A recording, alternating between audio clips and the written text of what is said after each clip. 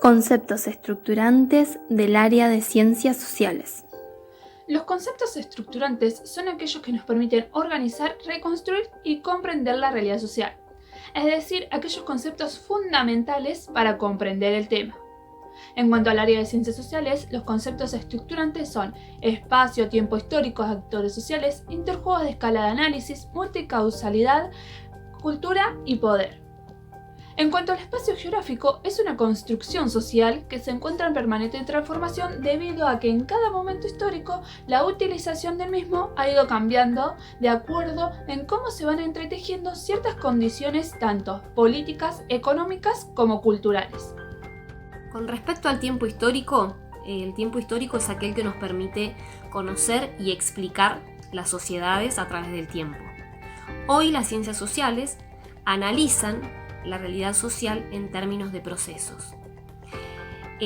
Poder analizar la temporalidad de un proceso implica, por ejemplo, tener en cuenta lo que es la relación entre el pasado, el presente y el futuro. Identificar la anterioridad, la simultaneidad y la posterioridad de los hechos sociales. Percibir que hay cambios, cambios, permanencias, roturas, continuidades, duraciones de los diferentes fenómenos sociales que se analizan. Con respecto a la enseñanza de la temporalidad, es necesario tener en cuenta nociones como son lo que es la cronología y la periodización. La cronología haciendo referencia a lo que es la secuenciación de acontecimientos. La periodización es un recorte de la realidad social que organiza hechos y procesos. Para trabajarlo en el aula es pertinente utilizar una línea de tiempo, donde se escribirán las fechas y se explicarán los hechos.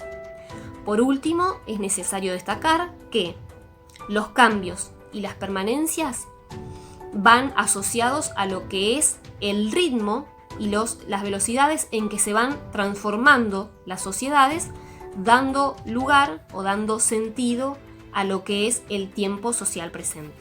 Bueno, les voy a contar un poco sobre el sujeto social o los sujetos sociales o el actor social. A estos no se los puede pensar solos, siempre están relacionados, ¿no es cierto? Estos individuos, estos grupos, estas instituciones. Todo esto tiene que ver con las experiencias que van viviendo y en el tiempo y en el espacio en que se encuentran, en el espacio y en el momento histórico. También podemos decir o dar unos ejemplos en la historia. La mujer en el ámbito político a través del tiempo se fue modificando un montón. También tenemos el papel de los esclavos en la sociedad colonial, o también tenemos los esclavos en la sociedad, también tenemos la participación en los ejercicios revolucionarios. Bueno, hay muchos ejemplos en los cuales podemos ver esos actores sociales. Esta sería la multiplicidad de actores que se identifican y se relacionan también con el proceso social que en ese momento se está estudiando, sus intereses, el grado de participación que tuvieron. Bueno, como nombré anteriormente, es también el Estado con la parte burocrática, con la parte de oligarquía, los partidos políticos, como di el ejemplo anterior sobre la participación de las mujeres en la vida política. Al actor social o al sujeto social siempre está relacionado con alguna otra cosa, porque el sujeto siempre desencadena el contexto, ¿sí? También tenemos que ver las diferentes visiones de estos actores sobre los acontecimientos dichos anteriormente, ¿no? Las problemáticas, los conflictos, las realidades, bueno, las diferencias. Todo eso es lo que se analiza en torno a la sociedad, ¿no? Así que bueno, les conté un poquito lo que es el actor social y los sujetos sociales.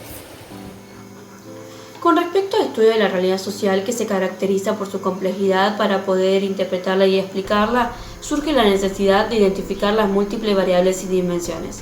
De todas ellas surge la multicasualidad. Existen criterios para poder identificarla. Están las causas racionales y reales, son las que pueden ser aplicables a otras situaciones históricas y sirven para las generalizaciones. Las causas irracionales o accidentales son aquellas que no pueden generalizarse, son exclusivas de un proceso histórico específico. Las causas de las diferentes dimensiones de la realidad son las económicas, políticas, sociales y culturales. Las causas que se relacionan con distintas duraciones de los procesos históricos son las estructurantes o coyunturales. Las causas que se devienen o no de una terminación de los actores son intencionales o contingentes. Además de identificar las distintas naturalezas de las causas, la comprensión de estos procesos históricos, se requiere analizar y argumentar de qué forma éstas inciden en el origen y el desarrollo del proceso. El principio de la multicasualidad de los procesos sociales muestra, por un lado, el carácter bien diferenciado y por otro, el entramado que con ella constituye el cientista socialista. Otra herramienta que podemos implementar a la hora de enseñar un determinado contenido desde el área de ciencias sociales es el interjuego de escala de análisis. Al estudiar la organización de un determinado espacio o bien de un proceso histórico, es necesario reconocer que estos son el resultado de decisiones que muchas veces son tomadas en otros espacios y por diferentes actores sociales. Actualmente, todas las personas estamos integradas en una red de relaciones sociales y de prácticas sociales que a lo largo de los años se han convertido en prácticas a diferentes escalas.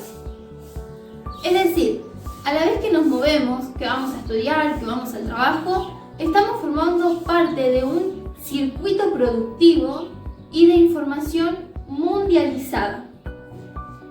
Esta interdependencia de los espacios conduce a la necesidad de tener que contextualizar los procesos que se producen en diferentes escalas.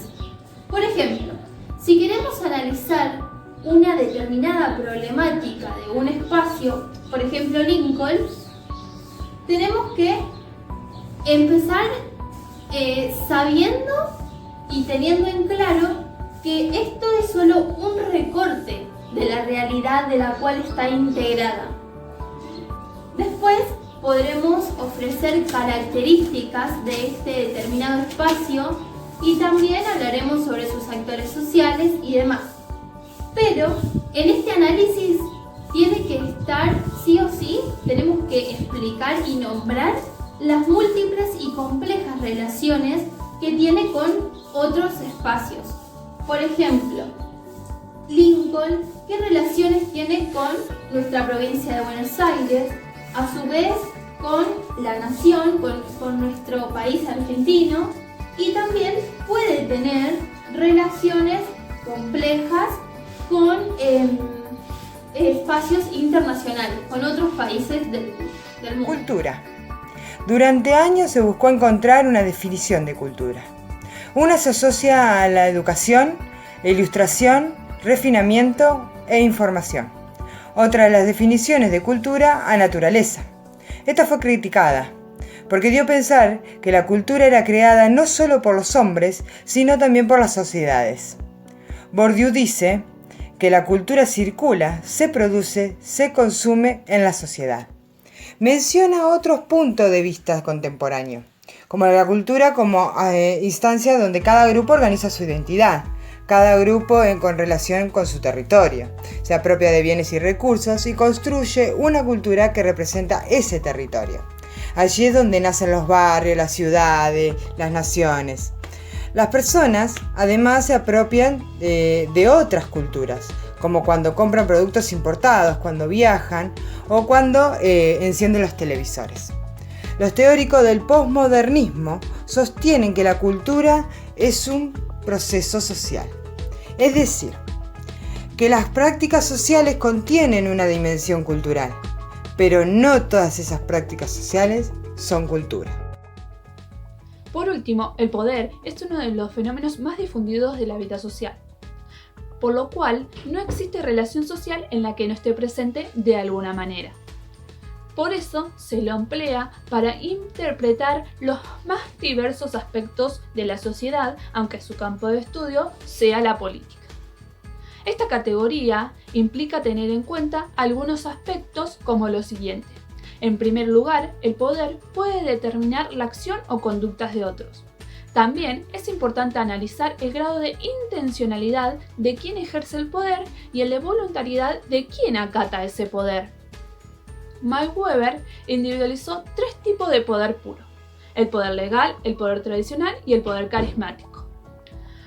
Cuando los roles están claramente definidos, se habla de un poder institucionalizado. Núcleos organizadores de los contenidos de la formación docente. La historia del sistema educativo nos demuestra el carácter sociohistórico del conocimiento social. En otras palabras, el conocimiento no es algo natural, sino que resulta de una selección jerárquica de carácter cultural. En los últimos años, una de las cuestiones que ha demostrado un intenso debate didáctico ha sido la alternativa de enseñar ciencias sociales a partir de problemas socialmente relevantes o a partir de disciplinas. Es decir, a la hora de decidir los contenidos de enseñanza, se plantea el dilema si el criterio de selección ha de fundarse en la estructura de las disciplinas o en problemas sociales que por su valor formativo merezcan ser enseñados. Una propuesta de enseñanza que se estructura en torno a problemas relevantes admite diversas posibilidades de lo que es la selección, la organización y la secuenciación de contenidos. Esta posibilidad no implica que los contenidos disciplinares sean devaluados o que los saberes científicos sean desterrados.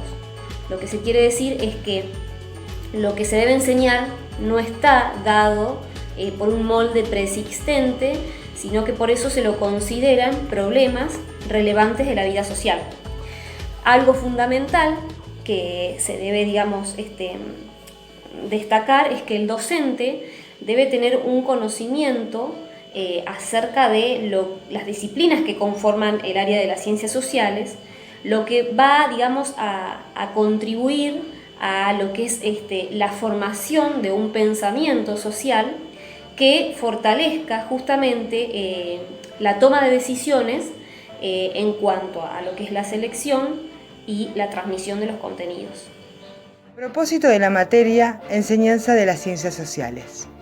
Analizar la realidad social con un enfoque explicativo y globalizador, operando con las categorías estructurales del área, las perspectivas del análisis y las estructuras conceptuales de las disciplinas que integran el área. Operar con los procedimientos para el tratamiento y la comunicación de la información.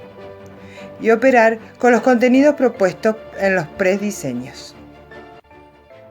Permiten la reflexión en torno a la perspectiva histórica del desarrollo del área, la valoración social de la misma, el modelo de contrato pedagógico y la diversidad de enfoques didácticos en torno a la enseñanza de las ciencias sociales. Promueven la revisión de ideas previas, saberes dominantes socialmente, aprendizajes realizados en la historia escolar, conceptos familiares tradicionales. Permiten formar y desarrollar valores que se propugnan en una sociedad democrática, respecto a la diversidad, la sensibilidad y el compromiso social, la responsabilidad ciudadana. Además, permiten construir y desarrollar saberes y actitudes necesarios para comprender, explicar e intervenir en las problemáticas sociales. Permiten una reflexión sobre el sentido formativo del área a nivel primario, guardan relación con el prediseño curricular del nivel al permitir el aprendizaje de contenidos que puedan ser transferidos en el aula. También permite el aprendizaje de contenidos didácticos para construir estrategias de enseñanza y evaluación desde la perspectiva de los sujetos de primaria orientadas al cambio conceptual.